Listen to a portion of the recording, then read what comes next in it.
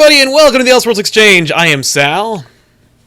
I am Joel, your regular co-host. And we are joined today by none other than Mr. Sunday Movies himself. Thank you so much for joining us, sir. Thank you for inviting me. Oh, it's our pleasure. I genuinely like this show, like I actually listen to it. Thank you. We love your show, too. Just say it. Oh, that's touching. Sorry. I just played the stream at the same time I was listening it's to you all right. guys. And that happens. Yeah, we'll do it all the time. just rattled my brain, but I'm okay. So today's topic is going to be Summer Blockbusters. I figured since Independence Day 2 is coming out, I think it came out in your neck of the woods already, is that right? What's today? Thursday? Yeah, it would have come out today, yeah. Nice, so you've already got it. Ours is coming out tomorrow. And it got me thinking about it because recently our cable networks have been going summer movie crazy, and they've been dropping all kinds of random movies. For example, I just watched The Rock again on television recently, which on TV is ruined, but it might be one of my favorite summer blockbuster movies of all time. And then the other day I watched Face Off, which might be one of the worst summer blockbuster movies I've ever seen. What a Nicolas Cage kick you've been on. Well, it's funny because Nicolas Cage kind of like dominated the summer box office for like maybe 2 to 3 years, and then that was kind of... He really did. Right? With varying quality of movie and hair. Oh yeah, when he first burst onto the scene, he was kind of like an indie favorite, and then he got picked up or gobbled up by Michael Bay and all those other people, and made Con Air, Face Off. People forget Rock. Leaving Las Vegas was his big thing, where he's like, "Look, I'll actually try and drink and kill myself on film." Yeah. I mean, the dude is a dedicated chameleon of an actor. Oh yeah, absolutely. And I hear very, very broke. Yeah, the way he does anything now. I just read an article the other day that he bought $1 million worth of comics at some con, and I'm like, you don't have $1 million. What are you doing? Yeah, I just like being in movies, Gary. Are you gonna make Bangkok Dangerous 2 to pay for this? Like, what's happening? Man, I forgot Bangkok Dangerous.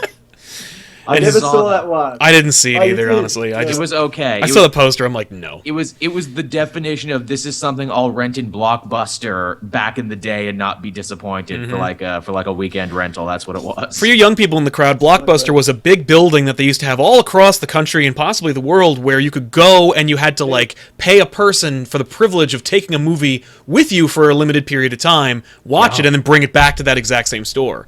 It was a weird thing. It didn't last. We don't have them anymore. It died in our lifetime.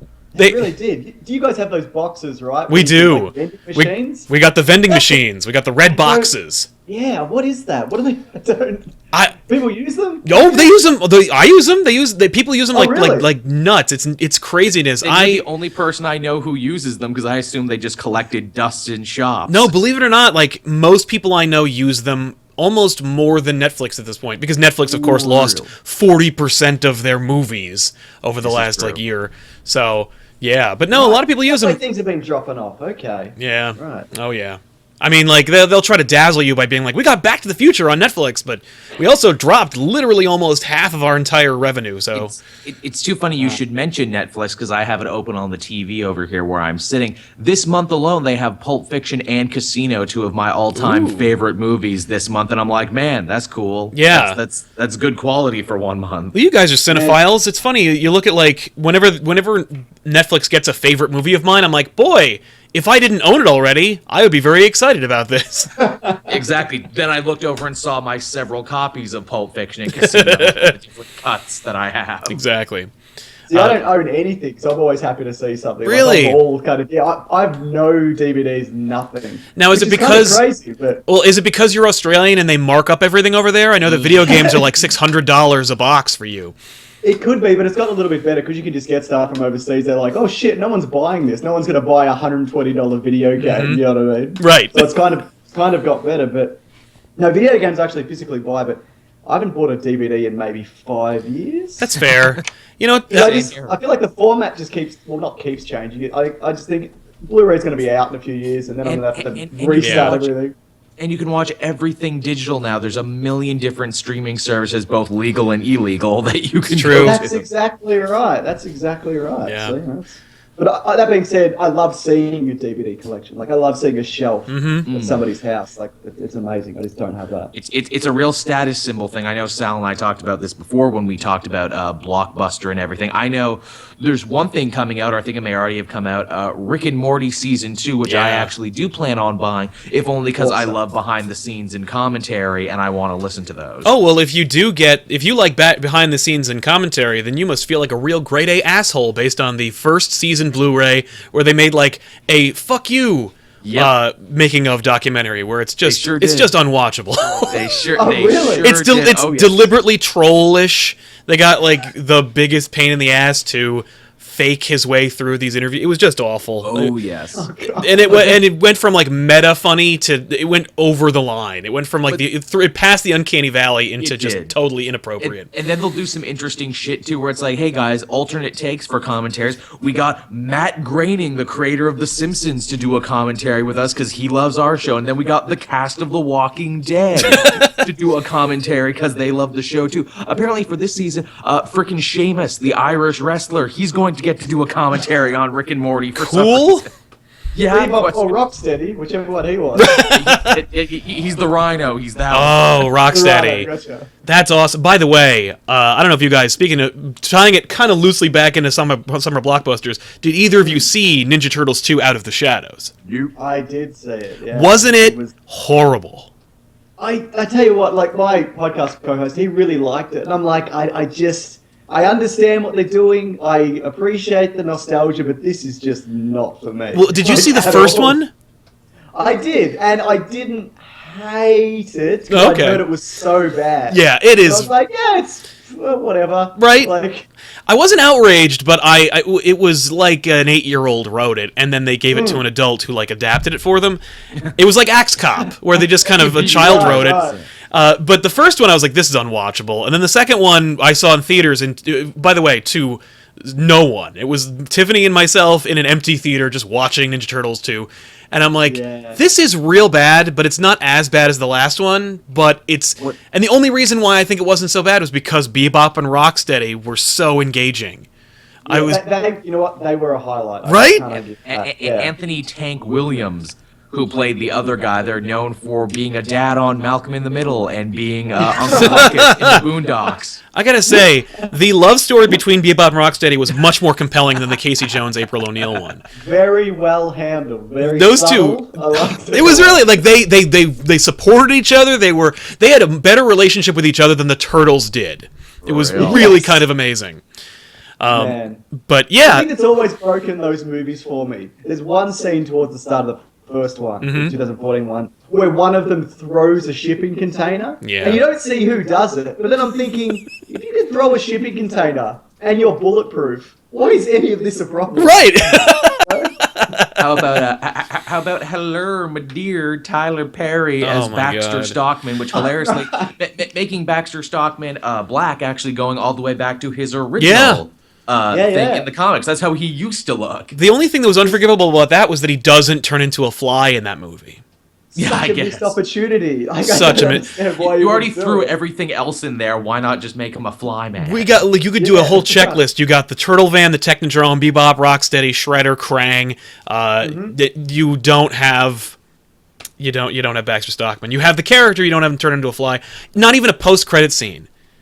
Does he turn into a fly or anything? Nothing. Yeah, I didn't. That's unfortunate. But anyway, so there probably won't be another one. I doubt it. I don't think it did well. Seem like it. Apparently, this newest one just tanked overseas too. So not only will we probably not get a third one, but we probably won't see Ninja Turtles for a little bit, guys. Every time, I love when it opens and it says Nickelodeon Films, and I'm like, I hope you liked seeing that on the screen twice, because you'll never see it again. Nickelodeon and your films. Like, every time they try to make a movie, it's just like, It's sad. Oh man. But anyway, so like summer blockbusters are a staple of this country, and in fact across the world now. And the fact now is, more than ever, because it seems the only reason these movies are able to turn a profit these days are because of the Asian market and because of the Russian market and everything. And movies that fail here can do huge overseas. it's true. Warcraft, Warcraft, for example. We saw Thank Warcraft God for China. Yeah, if you are a fan of World of Warcraft, you'll probably dig the hell out of this movie.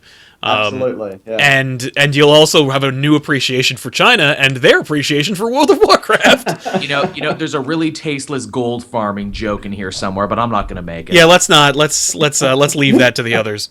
But that's what comment sections are for. exactly. That's right, yeah. But I was thinking about like where the summer blockbuster came from, and after doing a little bit of research, I found that like the blockbuster was more or less pioneered by movies like Ben-Hur and the Ten Commandments, but it wasn't until the summer blockbuster showed up around the time of Jaws.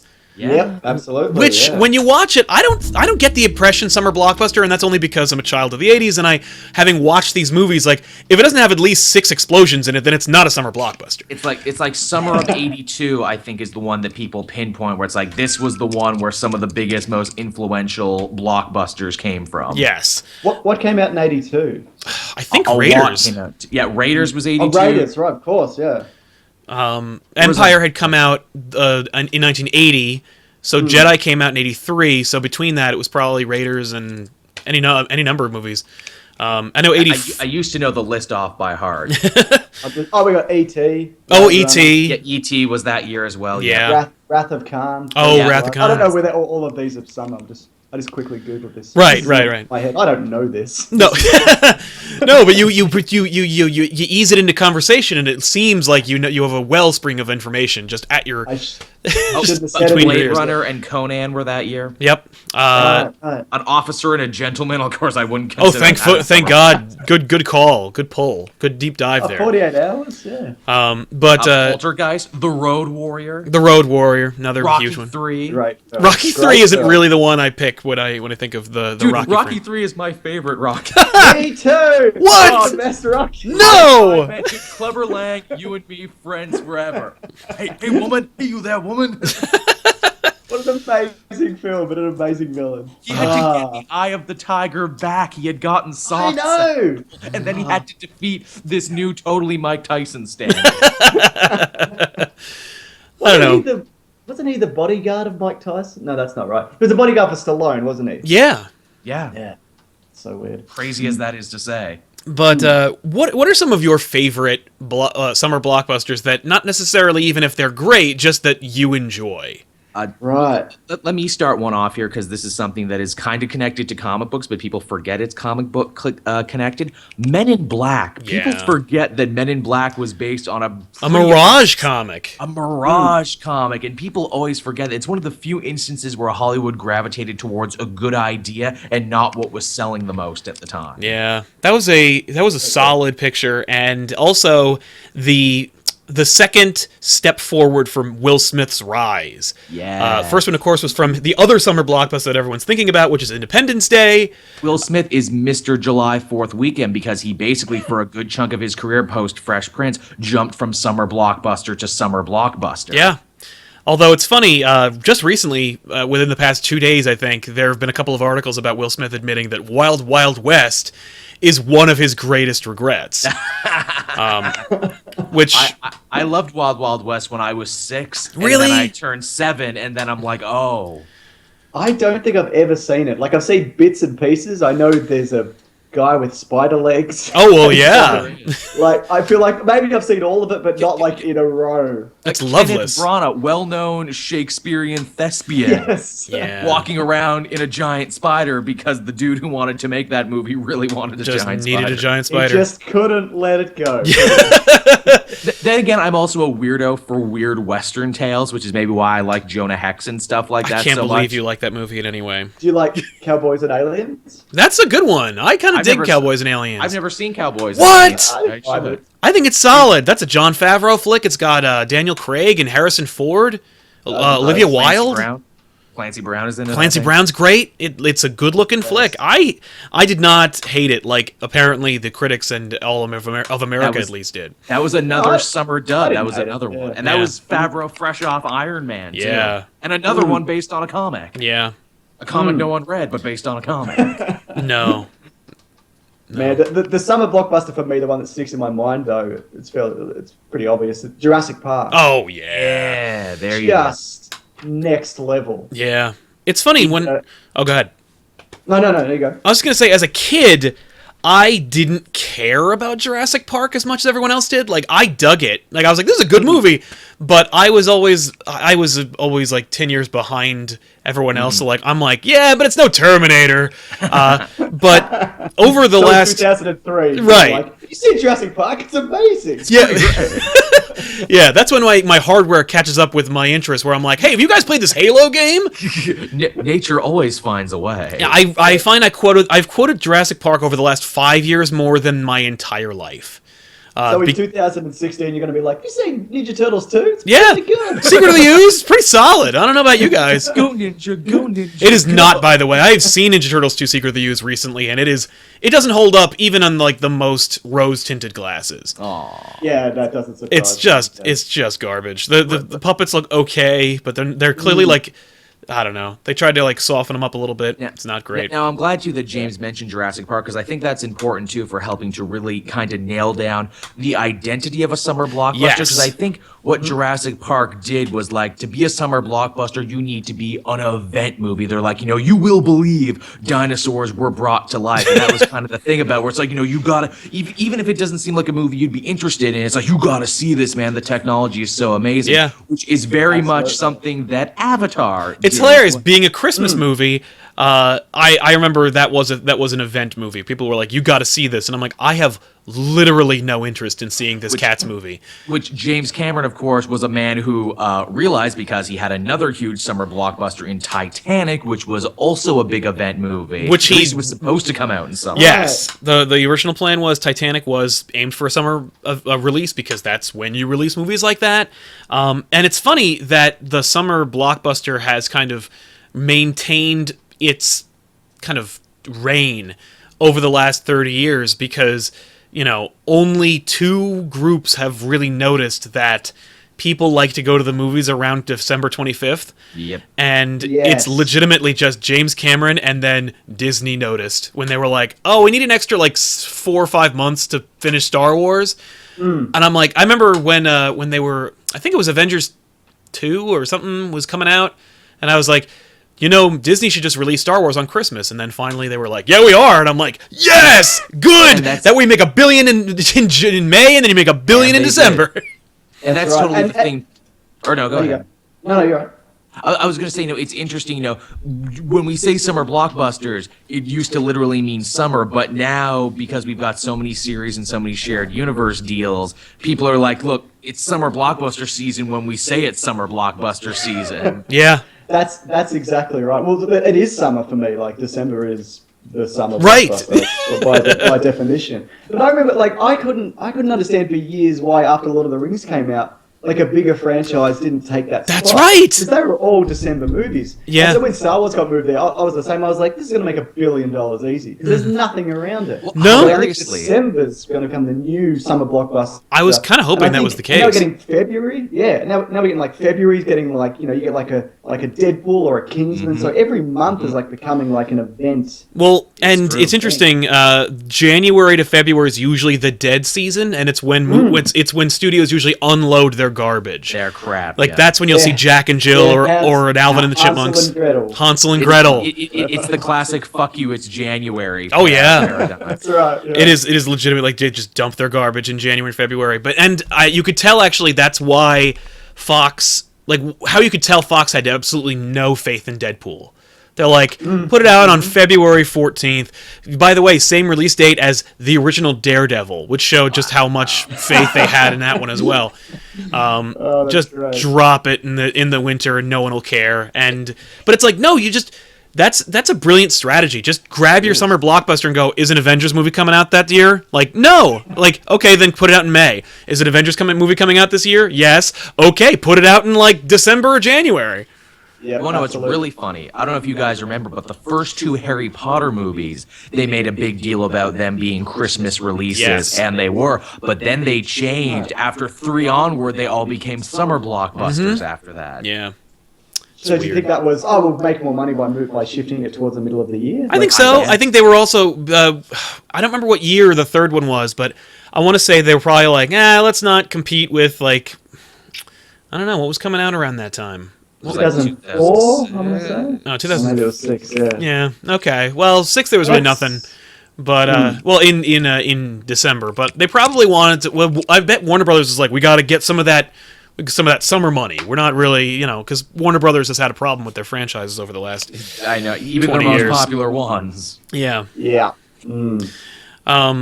So do you have like a summer blockbuster that like sticks in your mind? I mean, some of my favorite summer blockbusters are like just garbage popcorn movies. I mentioned The Rock earlier. I really like that movie, and I don't really know why. I like to think of The Rock, by the way, as kind of like an unofficial James Bond movie. I like to look at it as like that Mason is just a nickname that the real James Bond used when he was like screwed over by the CIA and held like without trial. I like to just kind of just mix that up together. Somebody needs to do a fan cut of that, by the way. Grab like Never Say Never Again. Use that footage of Sean Connery, which is, by the way, another movie that no one has seen from James Bond's library. It is a unofficial James Bond movie that was kind of titled that way because Sean Connery said he would never do it, and then when he came around and they were like, "Hey, you want to do another one?" He's like, "Okay," and Never Say Never Again, and then he made this awful movie. Out of spite as well for like the family. It was a Battle of the Bonds that year, was it? It was a spite movie, and it was also I think the way they dealt with it had to be a remake of Thunderball. Oh. Right, because they own the rights to just that book or something, or those characters or whatever it is. Yeah. Because spite's a great motivator to make art. Oh yeah, definitely. That's how Fox makes most of their movies. just look at most YouTubers; it's all spite. It's all vitriol. Tell me about it. I wake up every day and be like, "Oh, who am I going to spite this morning?" Yeah. That's right, yeah. Have you noticed that? This is off topic. This is quick. Sure. A lot of YouTubers are just like, they make a career about just turning on each other and just attacking each other. I've legitimately only been seeing, like, every recommendation I've been getting on YouTube has been like YouTube drama, and I'm like, I don't care. I don't know these guys. It's a cottage industry, man. Catch the fever. They have 4 million subs. I have no control over that. Look, Sal, you know what it is we do? You and I manufacture a fight between you and me, and then I won't be on for a couple weeks, and then we'll have like the Elseworld Exchange Civil War. Yes. That's what we gotta do. Yep, and then we'll each make a video about how stupid the drama is. Yeah.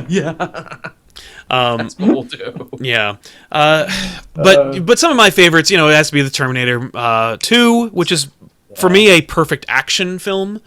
Everything about it works, and everything about it is perfect for me. Like, I'm just like, this works on every conceivable level. Acting, special effects, story. One of the greatest, if not the greatest sequels. Yeah, easily. Yeah. James Cameron again, bloody knocking it out of the park. Again, dude knows what he's doing. Yeah, pioneer of the summer blockbuster. Goes against Star Wars. So yeah, I'm. It's kind of amazing that they didn't. I would like to see the notes from like the Star Wars meetings back before they got J.J. Abrams and the dude from Jurassic World and stuff like that. Where I'm like, do you think they even thought that they would call James Cameron? Do you think they called Steven Spielberg and were like, Spielberg, you want to do a Star Wars movie? Like, maybe, please. I think after Indiana Jones 4 is like, better not. Yeah. I didn't like that, yeah. Did you see that quote from Bob Iger about Indiana Jones that was just like, speaking of summer blockbusters, Indiana Jones, one of my favorites of all time. Yeah. I love another event movie. I love 3 out of 4 of those movies with every fiber of my being. Yep. Yeah, I know. They're like Temple of Doom's no good. I didn't. Yeah, I didn't really dig Temple of Doom. Temple of Doom is my favorite. Like Rocky 3 is my favorite. I love all the wrong ones. Apparently, I never really got into Temple of Doom. I always liked the first 20 minutes. Once they go to the jungle, I'm like, you lose me. That minecart chase though is so amazing. It is amazing, but good. It's like, for me, I'm like, I want to watch the movie about Indy in China, like dealing with this mob. Right. Like, that's the movie I wanted to see. They made a video game out of that. They did. They did. What was it called? I can't remember. I played it. Someone will say. Was that the Infernal Machine? Great Fist Mechanics. like different buttons for different fists. Oh, You'd get your hat knocked off and you'd pick it back up. It was great. That's it awesome. wasn't Tomb of the great. Dragon Emperor or something. That was it. There you go. Yeah. Nice. But you know what's funny? I found myself loving Temple of Doom more and more every time someone mentions or shows an image of Crystal Skull. It's true, right? Yeah, I everything about it that I didn't like loses a couple of negatives. Like I really couldn't stand Willie Scott for the longest time. Any character, It's hilarious when you go back and listen to interviews with Spielberg and Lucas. They're like, yeah, we had both gotten divorced. We were both really angry when we were making Temple of Doom. Well, I'm like, Willie Scott makes sense now. It's funny. No, Willie Scott. The reason why Willie Scott makes so much sense is because Spielberg fell in love with her while they were making that movie, and then got married right after. And I remember seeing an interview with Spielberg about it. He said something to the effect of, "I like to think of that movie as about a $30 million date." I'm like, that makes about as much sense. Although I do love Short Round. I'm sad he got the shaft. I loved Short Round. Yeah, me too. Well, I guess that was a prequel though to the first. It was, one, so, which is hilarious. By the way, it indicates that George Lucas and Steven Spielberg do not remember their own continuity. When you get to that scene where there's two swordsmen, and Indy's like, "Oh, I know how to fix this." I'm like, "Well, if it's 2 years before the last time you did it, then how do you remember to do it?" And you're like, I'm glad you guys mentioned Short Round. This is why when they eventually make Indy 5, they need to cast that dude from The Walking Dead. He needs to come back as an older Short Round and be like, look, I'm ready to take up the Indy mantle for myself now. That is an awesome idea. That's a great idea. Just get the kid who played Short Round. He's a stunt coordinator. He actually knows how to do those stunts, and he looks like Short Round because he is Short Round. Nice. Like you don't need to cast like Jackie Chan to be Short Round and be like, "Oh, we're gonna make those money." Like, no, like it'll be fine. I do want to see Short Round though. I'm sad he was not in there. I'm sad we didn't get to see Sala. I'm sad that we had to kill off Henry Jones Jr. Like, what the hell? We should do another episode, by the way, where we just pitch better Indiana Jones sequels. That's a good idea. We could do that. Because I've got like 3 of them already going. But so yeah, you got 3 skeleton scripts written up already. So we talked about some of our favorites. What are some of the absolute worst summer blockbusters of all time? And I think we have to put a more. Sorry. Yeah. Which one though? The Roland Emmerich one? Yeah, just abysmal. It is such garbage. And I remember being so excited for that movie. Me too. Yeah, I remember that trailer? Yeah, that trailer was solid. A trailer made out of spite for for Jurassic Park too, Yeah. as well, being like our lizard's bigger. Such a big call as well to be like, fuck that movie. This is where it's at. Fuck one of the greatest movies of all time. Right? Yeah. I don't want to call it early. Really spiteful and really salty or something. Yeah. It's a bit like that. And it's funny because the last act of that movie is just totally ripped off of Jurassic Park with the little Godzillas. It is. Yeah. Did either of you see Godzilla 2000? Oh yeah, That's where the one they where kill he that gets one. killed, though. That's where he kills the stupid one. Yeah, I was like, In that's Australia, of all places, they kill him That's on the right. Sydney Opera House. That's amazing. A couple of people are reminding me of movies like Battleship, which I didn't see in theaters, but I did see on television and was like, wow, this is really, really bad. with the acting debut of Rihanna. Thank God. Yeah. Thank God we It's started also her like career. strike 3 for poor Taylor Kitsch is what that one was. Yeah. For years, I'm like, this guy's terrible. Why does he keep getting worse? That's on Friday Night Lights, and I'm like, oh wait, no, he's all right. He's got some skills. And he was okay in the really confusing second season of True Detective. He was all right. That is true. Yeah, look, that is not a good season, like objectively, but it's well cast. I feel. Now, what did you guys think of John Carter? Speaking of that character, I or that enjoyed actor. it, but it was totally the wrong. It was literally 100 years too late for John. Yeah, that's right. I'm halfway through it. Like I'm literally in the middle of watching that. About 3 months ago, but I didn't hate it. I loved it. I thought it was awesome. It was a pretty movie. They did some interesting stuff with like a really old, really strange continuity. Yeah. Right. I think if that had come out before Avatar, Yeah. more of a kind of interest in it because it's it's got a lot of those pioneering kind of special effects that had just been done. Yeah. Disney was really hoping it was going to be a new Pirates trilogy for them, which they also thought Prince of Persia was going to be their next Pirates trilogy. I was sad, And Lone Ranger. I did not. I've never seen Prince of Persia. It's okay. You know what? That's exactly Really? Right. It's the most okay video game movie you're ever going to see. It cuts out a lot of the stuff from the games as it has to. It basically keeps the main character and the time travel gimmick, and they turn it a pretty okay 101 Arabian Nights type story. And Jake Gyllenhaal as the Prince of Persia, of course, was probably really good as well. He was pretty good. It was okay. It was pretty Middle Eastern. He nailed that. Great team. Ben Kingsley being the villain, I like people pitched a fit about that, where it's like, okay, so it's okay to have a Middle Easterner-looking villain, but you gotta cast, like, a whitish guy to be the hero. And it's like, well, technically, Gyllenhaal's half Jewish, so if we're looking at it geographically, he's closer to it than Kingsley is, who was born in Britain. Yeah. So, is Kingsley Middle... I thought Kingsley was Indian, like half Indian. I don't know what's He's going Indian, on. but I think he was, like, born and raised in, like, London.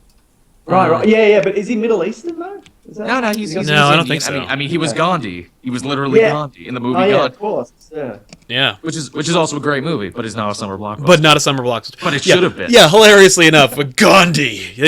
That's coming. You know that. Coming in 2017, Yeah. Gandhi 2, Gandhi's pissed.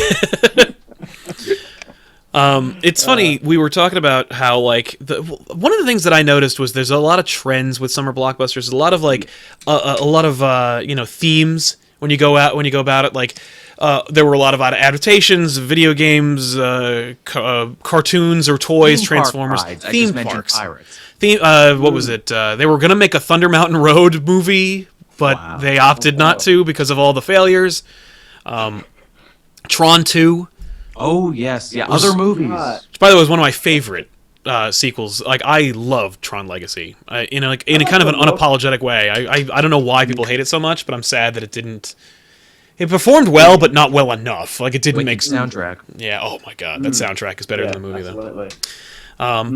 But we're in an interesting place where everybody kind of. If you're not in the comic book scene, or you're not a big fan of comic books or comic book movies, then this is an argument that frustrates the hell out of you, because every time you see a trade magazine or a like variety type like news outlet talking about comic book or superhero movies, they're like, when is the superhero movie fad going to end? And the answer is not until at least 2020. Look, they got to get like 10 bad ones in a row. That's the thing. Like, we've had literal Batman and Robin-esque duds during the superhero boom. We had Daredevil, we had Fan Forster. We've had 3 terrible Fantastic Four movies. We had that awful Jonah Hex movie, which is legitimately unforgivably bad. That kills me because I love Jonah Hex so much. Josh Brolin deserved better. He should have been a better Jonah Hex. I Bizarre. thought you were going to say he deserved an Oscar. I thought you were going to Hey, you know what? Wearing that ugly makeup that made it so he actually couldn't talk, he should get a special Oscar for that. I'm surprised they didn't just go CG. But but if those movies can't hurt the genre, then you know what? Just call it a genre and stop calling it a fad. It is a genre. Because at this point, Ogre, continue. No, I was just gonna say, at this point, like, they're here, and there are 75 to 100 years worth of stories that they can adapt, so they're not going anywhere for a while. It is a genre, especially now when you can get, hey, here's a Captain America movie that's like a spy thriller. Here's Guardians of the Galaxy, which is like a rock opera, space opera. Yeah. But I think they could lose people if they wrap things up in too much mythology and you have to have too much prior knowledge of previous movies. I think that's when people might also drop off. Oh, totally. If you go to see an Avengers movie and you're like, what the fuck is going on? Yeah, if they decide to do like the Korvac saga, or if Warner's decides to make that New Gods movie, I think we're gonna see a couple of turn heads. But like, they are walking a hell of a line right now with trying to keep it interesting, trying to make it part of their bigger multimedia plans, and also trying not to alienate anybody. Well, I mean, like, look at that scene in Guardians of the Galaxy where the Collector. Okay, so first of all, we have the Collector, played by Benicio del Toro. Who Benicio del Toro's the hell out of that scene, but he explains as Benicio del Toro's the Collector about not only Infinity Stones, but he drops Celestials. He drops like Marvel's cosmic mythology and creation stories. Of the universe. And that scene, if you're not on board for superhero movies, then this is the scene you need to cite for like what's wrong. I like that scene because I'm like, oh my god, they put a Celestial in a Marvel movie. But at the same time, they kind of anticipated that because they have Rocket Raccoon just go like, who Who cares about any of this? Just give us the money. And that's why it works, because none of the heroes are paying attention. They're all like basically giving him the air jack off. Yeah. Oh, this guy. And I think that's therein lay the brilliance of the talent behind these movies, where they're like, this is for the fans, and this is for the people who will be fans of this. Like, they know enough to like toe the line and like pay homage without being like slavishly devoted to it.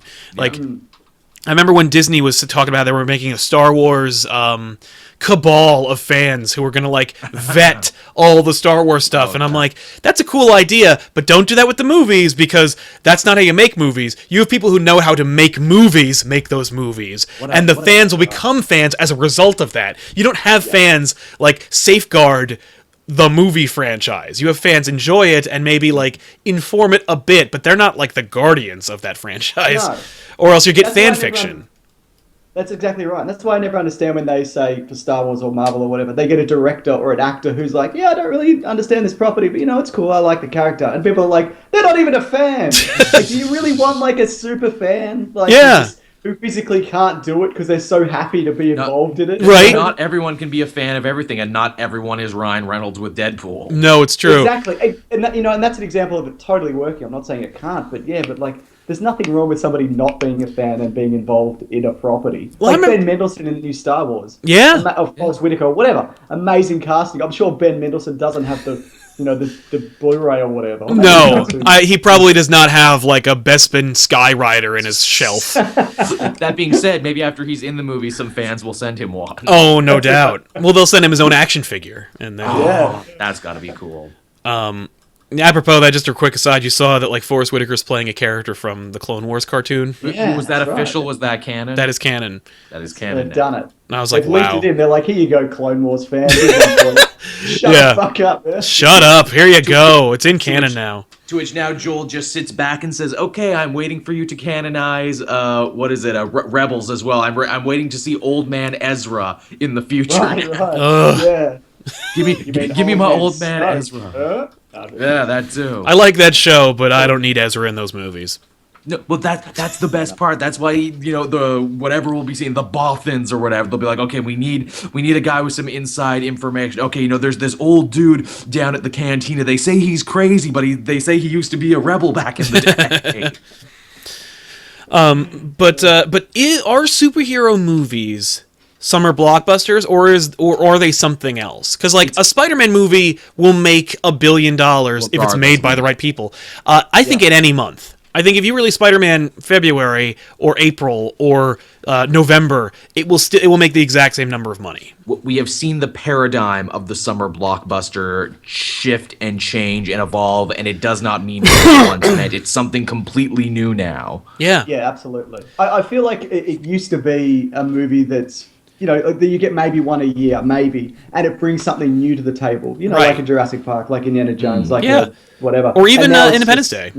Yeah, exactly. Like I hate destruction movies. Like I cannot stand. Yeah. Them. But that one, because that's the first time we kind of seen it, I'm like, that, it was pretty amazing. But yeah. then we got like 15 years of them, and I just can't even look at them.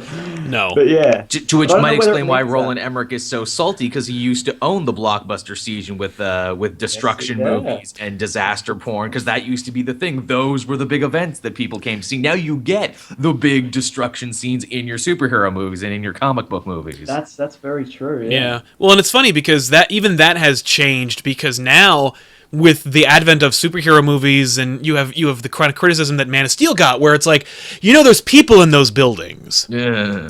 Like, why don't, it's kind of irresponsible, Roland Emmerich, for you to make a 2012 at this point, because the amount of people that died in your movie is catastrophic. It's like a world-ending event you've just created here, man. Like, it's kind of irresponsible to see this many people die. Yeah. And now when you put it in your superhero movie, if you don't address it, you catch hell for it. Like, for real. Superman didn't save any of those people, and even in the Avengers 2, when they blow up that made-up country, you're kind of like, they didn't save enough people. I bet the audience is gonna be pretty pissed.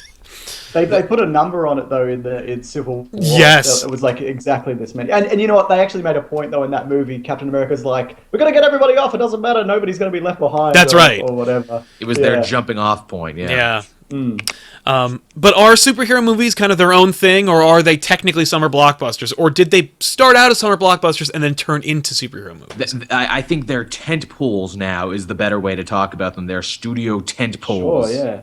I think it also depends on the property, because there are like your Kick-Ass or whatever. There's like minor superhero movies, and then you've got your Spider-Mans or whatever, you know. I'm really glad you mentioned Kick-Ass, because stuff like Kick-Ass and Punisher, Warzone, and Dredd, even though they are comic book movies, even though they're superhero movies, they were hard R, they were in another direction, and honestly suffered because their studios and the powers that be treated them like they were summer blockbusters, and then got mad when they didn't turn in the money that they wanted. Where it's like, no, you promised us Avengers money. You promised us Spider-Man money. Well, and it's weird because it's like the days. Did you guys see Jay and Silent Bob Strike Back? Oh yeah, I did. Yeah. Okay, so the premise of that movie where studios were gobbling up comic book franchises because that was the thing to do, it feels like they're kind of doing it, like they were almost going to start doing it over again when they made Dredd and they made Kick-Ass and they made all these other movies where it's like, let me infuse an untold amount of money into a character that really should only cost like $40 million. And make these movies that there's no way they can make that kind of return. I cite Green Lantern as an example, where it's like, absolutely, Green Lantern's a great movie. Not that movie, but like Green Lantern can be a great movie. Like Sal Gorelli said, Green Lantern's a great movie. 2016. No, Green Lantern could be a great movie for $60 million. Yes. Like, it doesn't need to be. That's a big problem with the Gambit movie that they're sort of maybe making, because initially they're like, this is going to be a $200 million movie. Yeah. How? Why? How are you spending $200 million on a Gambit movie? They'll make that movie if it can actually hang on to a director for longer than a couple months. Yeah. That's exactly right. Yeah, like if you can make Deadpool for 40 or 60, of course you can make Gambit for that. And have it be the biggest R-rated movie of all time and one of the biggest movies of the year. Yeah, like more profitable than Batman v Superman. Yeah. Like when you can't break down the numbers. More profitable than Apocalypse. What should that tell you, Fox? Yeah. They just do it for the same amount of money. Because when you've got restrictions like that, it kind of encourages creativity. You've got boundaries, you've got limits. Yeah. It encourages you to think around these scenarios. Like, you know, how you were supposed to turn up with a bag of guns and at the end and riddle everyone with bullets, and they're like, oh, it's kind of expensive. So they're like, oh, we'll just have him leave it in the cab. Right. And it's one of the better, I mean, there's a lot of good jokes, but it's one of the better jokes in the movie. So, yeah. Well, all the jokes every reference that they made to having a scaled back budget were great, where he's like, boy, it's kind of weird that we ran into just the two of you, and this building's supposed to have thousands of people in here. It's almost like we didn't have enough budget.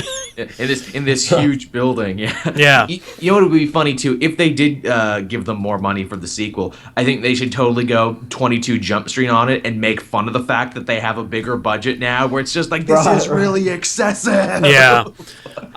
But the other question I have is, like, okay, so Deadpool was like almost like a perfect storm of a movie where it had the right people who gave a shit making it. You had right time. You released it at the right time. You released it in the right month where there was no competition, and you made it for the right amount of money where you were gonna even if it did kind of shitty, it was still gonna make a profit. You marketed it just right too, and most of that was just Ryan Reynolds screwing around with the camera himself, so that cost you nothing. Yeah, that's right. But my question is, do you think they're still gonna do you think they can release it in February, or are they gonna definitely make it a May movie? Ugh. Like, are they going to try and turn it into a summer blockbuster? An R-rated Deadpool sequel? I think they'd be stupid to move it, to be honest, yeah. Yeah, I agree. It's Fox, so never doubt their inability to, as Sal said, learn the wrong lessons. Yeah, like... That's right, and that's when you hear, like the week after that came out, like Todd McFarlane's like, oh, you know, the sport movie's happening or whatever. I'm so glad you mentioned that. Oh, my God. Todd McFarlane pipes up every couple of years where it's like, yeah, I'm still making Spawn one of these days, still gonna do it. Hey, you all like that R-rated movie? Maybe I should direct Spawn. And then the Venom movie came back up again. And, that's right. Sony was like, hey, R-rated comic book movie, maybe it's time for Venom and Lobo now. Well, it's funny, Spawn was a summer blockbuster release. It was released in August of 1997. I saw that shit in a rainy day on opening day. I think it cost $60 million and it made like less than that. But like, that's the thing, the R-rated formula doesn't apply to everything. Like Deadpool may be kind of lightning in a bottle. I don't doubt that there's other R-rated properties that can do that, but you really got to be careful about what you choose and how you market it. Yeah, you can't like. Well, you know they're gonna make the Wolverine movie R-rated, and you're like, is that the way to go? I mean, yes, Wolverine is an R-rated. It can be an R-rated character. Last one, then I say yes. It should. Yes, I mean, like, yes, Wolverine can be an R-rated character, but you know, Fox thinks that Wolverine is the money machine, and that's why he's the central character for most X-Men movies, even when he shouldn't be. And I think that's why, Deadpool kind of caught him off guard, because they're like, oh wait, people like other characters. Yes, yeah, like other characters. You watch a bloody Cyclops movie with James Marsden. Yeah, you legitimately have like, I don't know, 800 characters that people really, really enjoy. That you have, a legitimate X-Men universe that you could play with, and you're barely touching. You're only focusing on the one. Aliens and characters from other dimensions. Yeah. Yep. Yeah, you're hamstringing Marvel and their ability to expand their cosmic universe because you have Galactus and the Shi'ar and the Badoon, and you'll never. But you don't use them because you'll never get that far. Yeah. Yeah. Yeah, I feel a reboot coming. Oh, like a soft reboot, at least. Oh, yeah. Even though we just had a soft reboot before Apocalypse. Yeah. An even softer reboot. You know, really quick, can I just pitch a reboot for a reboot idea? Do like a softer, quieter Days of Future Past starring Deadpool and Cable, where they go through the whole X-Men franchise and just adjust shit. Make it like Rosencrantz and Guildenstern are dead, but with Cable and Deadpool. They were in every movie. Every important moment. They were in every movie. That'd be amazing. I would be. I'd watch the shit out of that. What would you call it? 2.5. Exactly. Yep, that too. I don't know. I guess I call it something like Deadpool X-Mania or something like that. Deadpool Cable Trouble in Time. I definitely want to say, and that was like a running fan theory for the Punisher as well, because there's a few Punisher Easter eggs in Captain America Winter Soldier, where you see like a van that's associated with him. So I'd like to see a movie like that, but with the Punisher, where he's just behind the scenes, just riddling people with bullets, and Captain America has no idea. Oh my god! That's right. Yeah. I was hoping we were going to see a scene like where Spider-Man is protecting Queens from the Chitauri invasion or something, but I would settle for Punisher just picking off Chitauri like as the invasion's happening, like in his little neck of the woods. Good. Yeah. But we But in any case, so all right. As far as actually, I had a good one there. Okay. We mentioned '82 as being like the big golden year for summer blockbusters. There was another golden one, a second one, and I'm sure you'll all remember this vividly. And that was 2008, is what that was. Now, do you guys remember what? Yeah, bloody Dark Knight. What? Iron Man. I want to say Iron Man, of course. Yeah. Wall-E, the Incredible Hulk, and Wanted, just for the comic book ones. Then you also had stuff like Prince Caspian and like even Sex and the City and Hancock made a lot of money that year. Yeah. Right. Despite the fact that Sex and the City was like critically panned. It was, but that's the interesting thing is like, when we were trying to define summer blockbuster movies, it's like, big events-driven spectacle movies. Yeah. Sometimes you get some weird dark horse ones like Bridesmaids and like The Hangover. Yeah, The Hangover is considered a summer blockbuster, despite the fact that it's just about a bunch of dudes who screwed up. Like, comedy sometimes do it. Horror sometimes does it too. The Grudge came out in the summer and was actually pretty popular. Oh, did it? Oh, cool. It did. I remember going to see The Grudge in theaters during the summer. Yeah, I think I also saw The Grudge. Well, what was the other movie? Didn't The Matrix come out in the summertime? Possibly. Oh, that's a good question. I believe The Matrix. I know that those last two did, but yeah, I think they were the same year, weren't they? Yeah, the 2 and 3. Like they came out in the same year. Oh, maybe they did. Oh crap. No, they did because they shot them at the same time. That's right. I remember seeing one of them. I think it was the second one in the summertime. Yeah, that probably. Ugh, man, what a missed opportunity. Yeah, talk about like people who don't understand their own franchise. Yeah, wait, like your movie's going in one direction. No, but I got something to say, and then they just hard left into this bullshit. But wait, you know what else was a summer blockbuster? The South Park movie. That's right. Right, was it? Okay. It was. That was released in the summer. Next to Wild Wild West. Those came out at the exact same time. That might have been the ticket that I bought to go see South Park, because I wasn't old enough. Trey Parker and Matt Stone say on their commentary for that movie, it's like, yeah, and Will Smith owes us like at least $2 million of people who paid to go see that, but then turn around and saw ours. I sure did sneak in to see South Park, and I remember being in like one of the front rows when they're sneaking in to see that movie. I'm like, oh, this is amazing. They made it part of the experience. Yeah. Heck, I remember I went to the theater. I think they were playing like Blast from the Past or something like that, and South Park was in the next theater. I'm like, man, wish I was Blast going from there. the Past. Is that the movie I with love Brendan Fraser. Yeah, Brendan Fraser. Hey, The Mummy was probably a summer blockbuster. I remember that did. I love that movie. I did too. Tomb of the Dragon Emperor was 2008, so that actually came out during all of this. Right. Boy, everyone likes that one. Kicks, kicking goals, man. So superheroes have kind of taken over and dominated the summer blockbuster scene, but I notice, you'll see a couple of things, like occasionally another Transformers movie will come out and it will make bank, despite the fact that they're all so terrible. Amazing how they do that. I guess because Transformers is kind of like the little something for everyone blockbuster, where it's like, we've got crude jokes and pretty ladies and explosions and cars and, all this other stuff. You're right. I never thought it like that, because I feel like this is for nobody. Well, it's one of those things. Right, it is. It's for everybody. It's a little bit for everybody. It is. Well, that's the problem though. When it becomes, when you try to please everyone, you wind up pleasing nobody. Yeah. And that's when you get like Mark Wahlberg in your Transformers movies. And you got to figure too, it's like, if you're the soccer mom single dad with like a bunch of kids and it's your day with them in the summer, what are you going to do to kill like 2 hours? Well, I guess I'm taking them all to see Transformers then. Yeah, you don't have to do any research with that. You can just take them to go see it. You can just take them to see it, unlike all this other stuff where you would have to do some research. Can I just say, when the hell, since nobody cares about either of those franchises, when are we going to get our G.I. Joe Transformers crossover movie? Oh, wouldn't that be something? Because nobody cares. Like, nobody cares, and I would love to see, like, Cobra Commander get inside Megatron and just be like, let's do this! Like, or The Rock, doing a stare down with Optimus Prime. Yes. Oh, so good. That's just That'd good. be amazing. That's just money in the bank, and they're just sitting on it. Are you afraid of money, studios? Make this happen. Yeah. I want to see Cobra Commander and Starscream just screaming. Oh my god! Because they're the same voice. That'd be so amazing. Cobra, Starscream. Missed opportunity. But okay, so Independence 2. What happened then? Yeah, Anyway. what the hell? Anyway, sorry, go on. So Independence Day 2 is coming out. I don't know if it's going to succeed. I have no interest in seeing it. Yeah, that's a really I could just good watch point. the first one again for free. Right.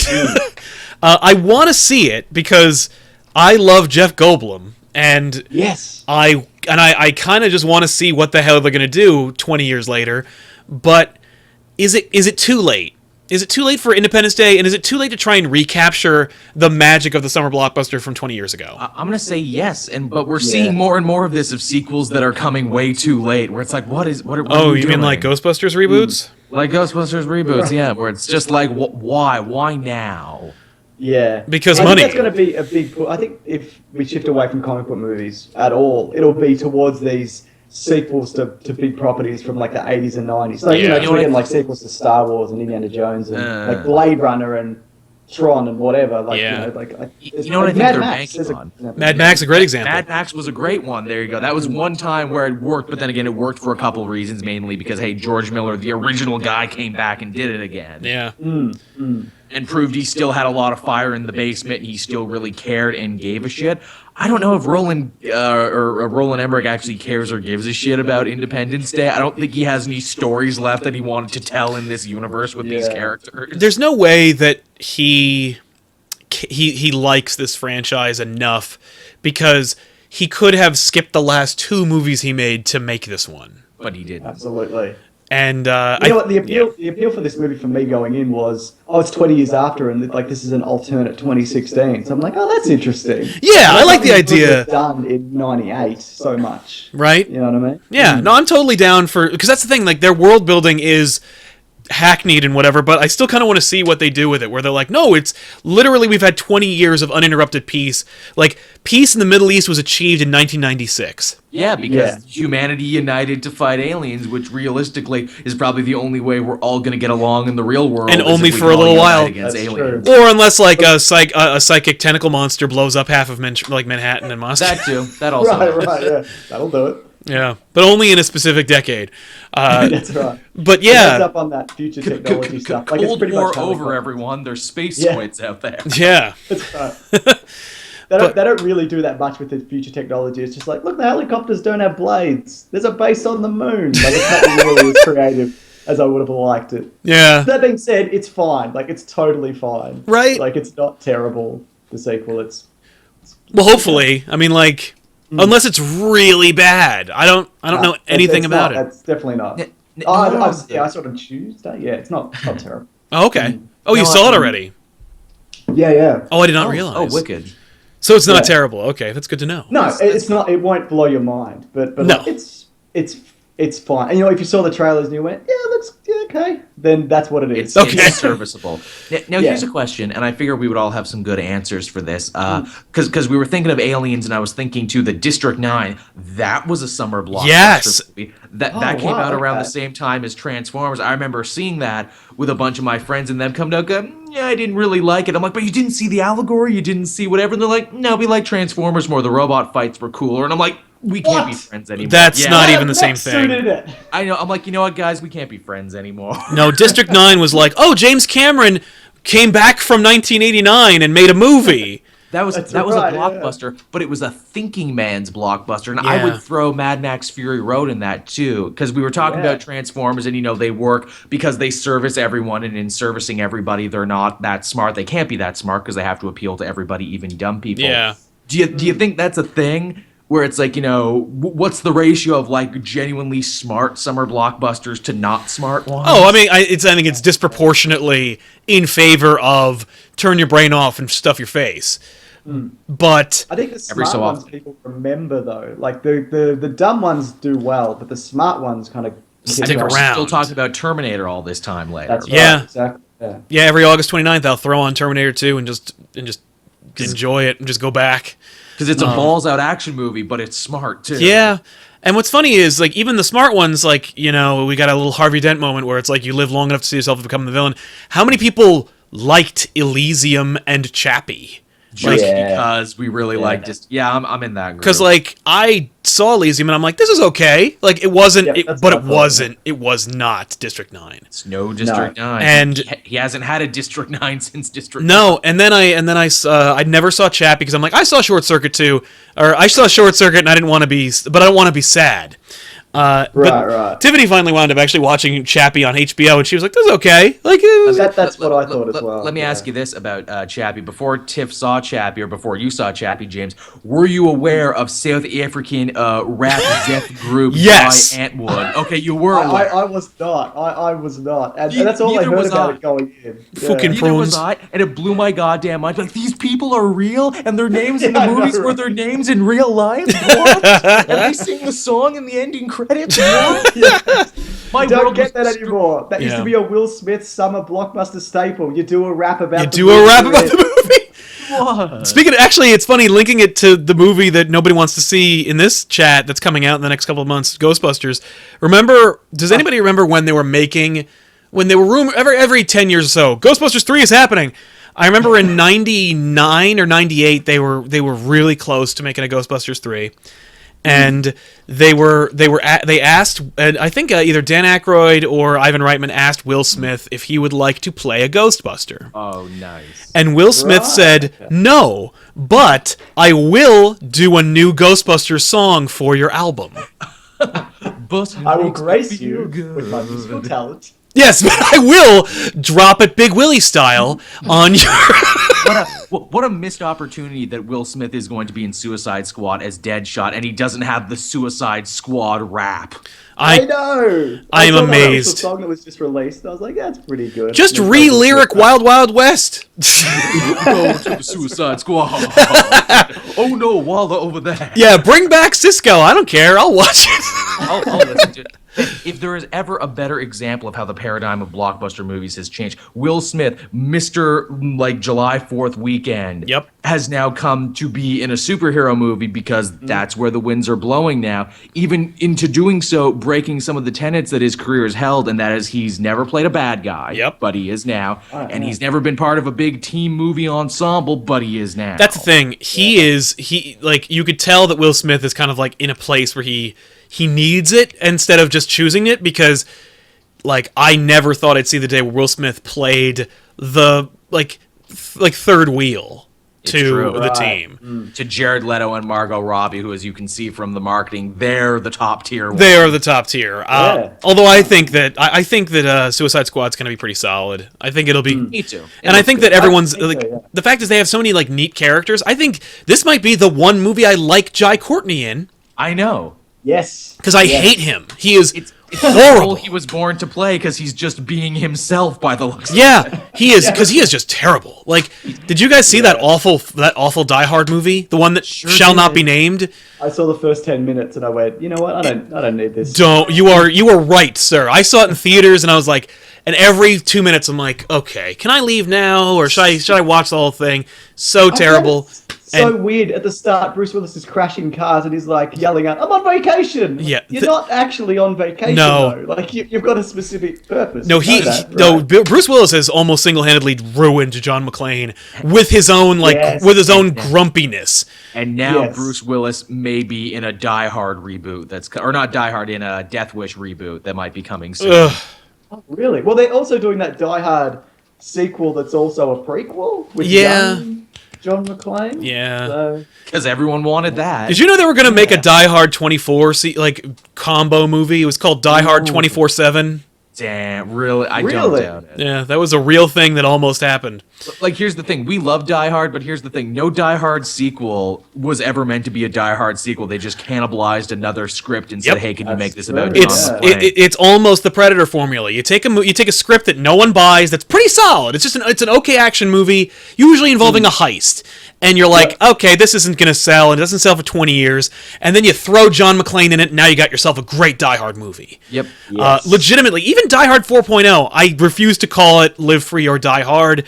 I prefer Die Hard 4.0, which is what it was called in what Europe. is that movie actually called? Or never say Die It's Hard called. again. I think it's called Live Free or Die Hard. By the way, is. my title for a Die I Hard think it's movie. called that here. Yeah. I think my name for a Die Hard movie is Only the Good Die Hard. I can't believe that hasn't happened yet. Ooh, that's good. I like it. I like it a lot. But literally, like Oh, every Die Hard movie is right. just like an okay, passable heist movie. Throw John McClane in there by accident. Now you got yourself a solid movie. Just like take a pretty solid, okay, by the numbers action movie. Throw a Predator in it. Now you got yourself a solid Predator sequel. Yeah. Like that's the formula. Don't write a Die Hard movie. Just go into the No. pile of scripts that are like unsold action movies, and then throw in John McClane. You got a movie.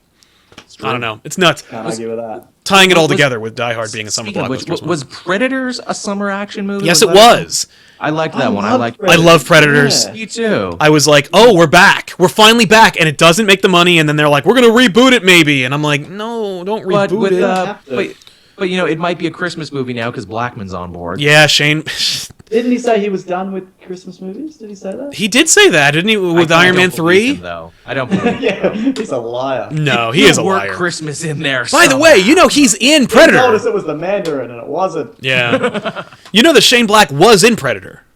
he was. Yes, he was. So it's Yeah. like really cool that he's making a Predator movie. Hopefully it full won't be. circle. Yeah, I hope it's not a reboot. I hope he tells the studio it's a reboot, and he's like, no, it's not really a reboot. It's like when they announced today that that Bryan Cranston is going to be the voice of Zordon in the new Power Ranger movie because Cranston voiced monsters in the original show, and in Did he fact, really? Bryan Cranston, the Blue Ranger, is named after him. Yeah. I did not know that. Yeah, that's some Breaking Bad Power Ranger stuff that only Joel can kick because only he pays attention Is to that that true? shit.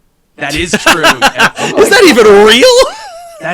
That's a dude. You can find the clips on YouTube. He was like the Snizzard Lizard, like one of the monsters they Yeah. fought early on, and that's Bryan frickin' Cranston doing the voice. Wow. That's awesome. That is. I That- actually named that character after Yep. him. Yep, they named Aw. that after him because they just had the name floating. I was like, Cranston, that's pretty good. Yeah, it's a solid name. That's Yeah. amazing. Because that's how they wrote it back then. Yeah. Now they got to tie into Malcolm in the Middle, and it'll all come full circle. It will come all full circle. Frankie Muniz ain't doing shit. Make him a Power Ranger. Yeah, he's just racing sports cars and then like, I'm rich forever. That's the What thing. Frankie Muniz does. Legitimately, that's what I would do if I were like, Yeah. the kid from Hook. I'd be like, yeah, no, I'll just go back to MIT and make my money. Is that what happened to the kid from Hook? Is he Yeah. an MIT guy? Oh, wow. He went to MIT and he's like a scientist. Meanwhile, you good got for him, Dante Bosco, Rufio from that running around. He's It's like, great. I'm in Nickelodeon shows, I do stuff. He's great. He's Zuko. He's amazing. He is Zuko. He gave like an Oscar-worthy performance in a cartoon over years, but still doesn't really get movies all that much. Nah. That's fair. It's unfortunate. It's like he's a great actor, but they just don't cast him. He is. Rufio gets more and more sympathetic and interesting the longer you wait to watch Hook. Which was, by the way, a summer blockbuster. So there you have it, everybody. We talked for an hour about summer blockbusters and many, many things in between. I want to thank our special guest, Mr. Sunday Movies, for joining us today. Thank you, man, for being on the show. Oh, thank you for inviting me. This is a lot of fun. Thank you. Great. Well, listen, you can come back anytime, man. The couch is always open. But for now, we'll see you guys next time on another episode of Elseworlds Exchange. And thanks a lot for watching. I am Sal. I am Joel. Mr. Sunday, thanks a lot for having us. No problem. And, well, we had you, but... Yeah, I was going to say. I'm usually the one who You're thanks welcome. people for having us. But... Happy to have you guys here. Exactly. Thanks so much for letting us come on our own show. It's been a dream of ours. He's like, oh, no, it's my show now. Damn it. Well, we can't fight him. Nope. All right, take care, guys. Thanks a lot. See you guys. Bye-bye.